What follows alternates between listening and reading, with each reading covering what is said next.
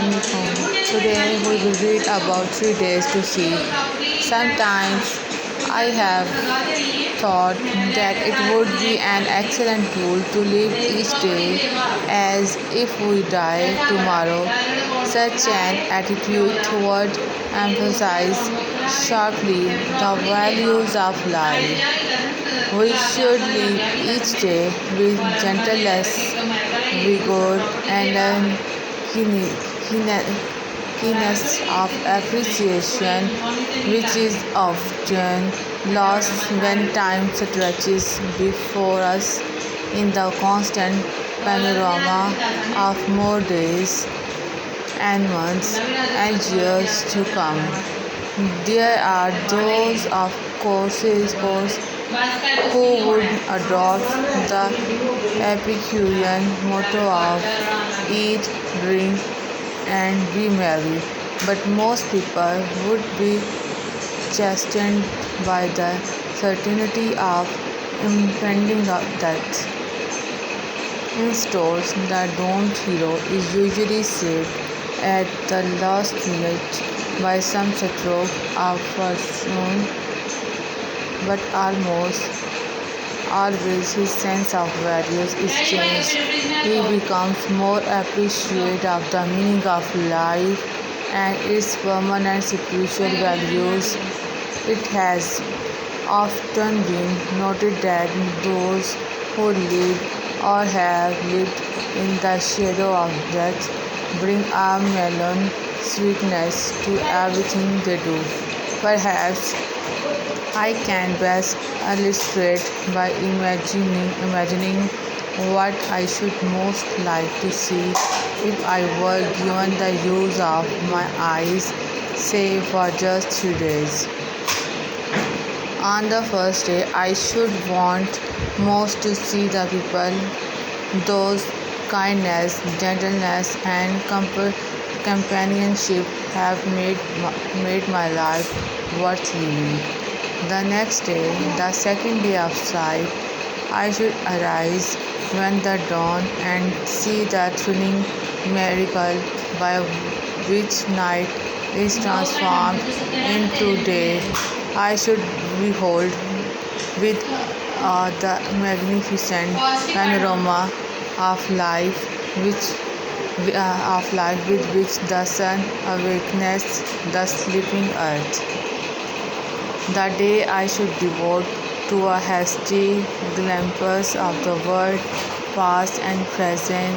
I should want to see the beacon of man's progress.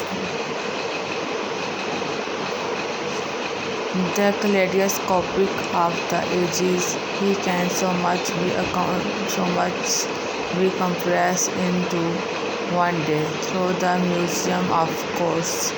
The following morning, I should greet the dawn, anxious to discover new delights, for I am sure that for those who have eyes which rarely see, the dawn of each day must be perfectly new revelation of beauty. This, according to the terms of my miracle, is to be my third and last day of sight. I shall have no time to waste in regret for logging. There is so much to see. The first day I devoted to my friends, animate and inanimate. The second revealed to me the history of man and nature. Today I shall spend in the workday world to the present aim the hunts of men going about the business of life and work, and one finds so many activities and conditions of men as in New York. So the city becomes my destination. Now and then I have tested my seeing friends to discover what they see. Recently, I was visited by a very good friend who had just returned from a long walk in the woods. I asked her what she had observed.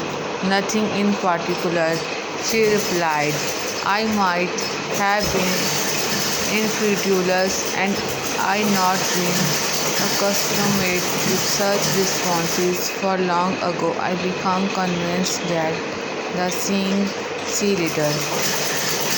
How was it possible, I asked myself, to walk for an hour in the woods and see nothing worthy of note? I who cannot see find hundreds of things to interest the throw were too much. So very touch. I feel the delicate symmetry of a leaf. I passed my hands lovingly on the smooth skin of a silver birch or the rough saggy brag of a pine. In spring, I touch the branches of tree hopefully in search of a bird. The first sign of awakening nature after her winter sleep. I feel the delightful velvety texture of a flower and discover its remarkable convolution, and something of the miracle of nature is revealed to me. Occasionally, if I am fortunate, I place my hand gently on a small tree and feel the happy quiver of a bird in full song. I am delighted to have the cool waters of a brook rush through my open fingers. To me, a lush carpet of pine needles or spongy grass is more welcome than the most luxurious Persian rug. To me, the pregnant of seasons is the thrilling and unending drama, the action of which streams through my fingertips. If I were the president of a university, I would set up a course called How to Use Your Eyes.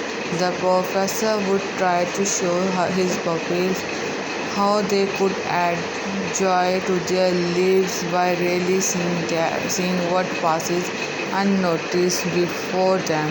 He would try to awaken their dormant and sluggish faculties.